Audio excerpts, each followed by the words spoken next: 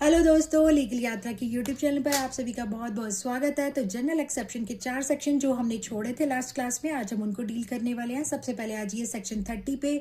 Section 30 उस doctor के act की बात करता है और उस पर्सन के अगेंस्ट बात करता है जो पर्सन मेजर भी है, साउंड माइंड भी है, लेकिन उसकी कंसेंट के बिना उसके गुड फेथ के लिए अगर डॉक्टर कोई भी एक्ट करता है तो वो ऑफेंस की कैटेगरी में नहीं आएगा।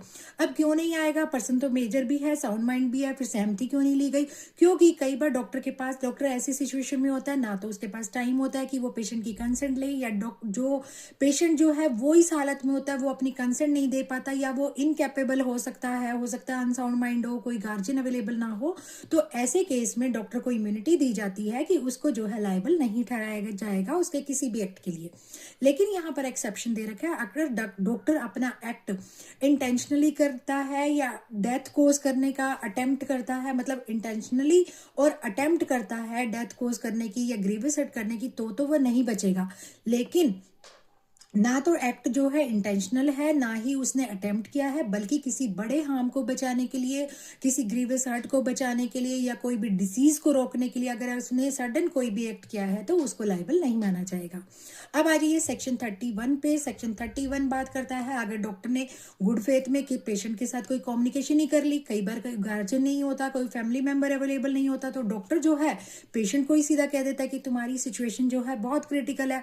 अब उससे अगर पेशेंट को शॉक लग गया तो भी डॉक्टर लायबल नहीं है, क्योंकि डॉक्टर ने तो गुड फेथ में कम्युनिकेशन की थी, डॉक्टर की कोई इंटेंशन नहीं थी। तो वहां पर भी डॉक्टर को इम्यूनिटी दी गई है, उसको सजा नहीं मिलेगी, वो लायबल नहीं ठहराया जाएगा।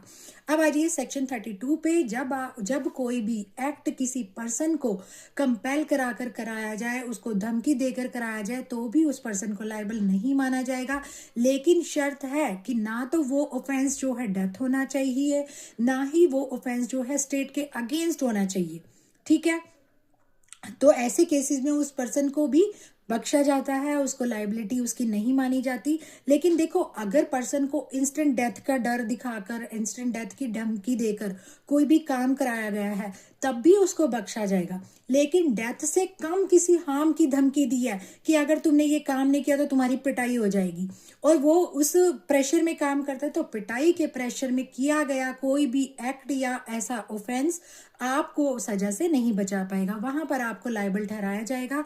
लेकिन हाँ, अगर कोई पिटाई के डर से सहमति देता है तो उसको नहीं बख्शा जाएगा। लेकिन अगर डेथ के केस में उसको इंस्टेंट डेथ या उससे रिलेटेड किसी पर्सन की इंस्टेंट डेथ की धमकी दी जाती है तो उस पर्सन को बख्श दिया जाएगा, उसको लायबल नहीं माना जाएगा।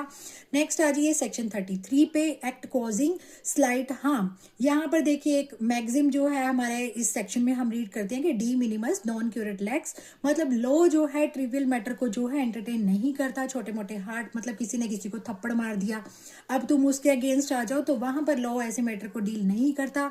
तो फ्रेंड्स, ये थे हमारे 4 सेक्शन जो हमने 3.5 मिनट में कंप्लीट किया। आई होप आपको बहुत अच्छे से समझ आएंगे। मिलते हैं नेक्स्ट चैप्टर में, नेक्स्ट टॉपिक पे, that is right to private defence. बहुत इंटरेस्टिंग, टू द पॉइंट, मजे से हम सेल्फ स्टडी भी करेंगे और ग्रुप स्टडी भी करेंगे, क्योंकि आप इंडिविजुअल वीडियो देखेंगे, that is your self study, and you are reading with me. आप स्टडी मेरे साथ कर रहे हैं तो इसको हम ग्रुप स्टडी भी बोल सकते हैं। तो आई होप आपको मेरी क्लास अच्छी लगी होगी। मिलते हैं नेक्स्ट क्लास में। Bye bye, thank you.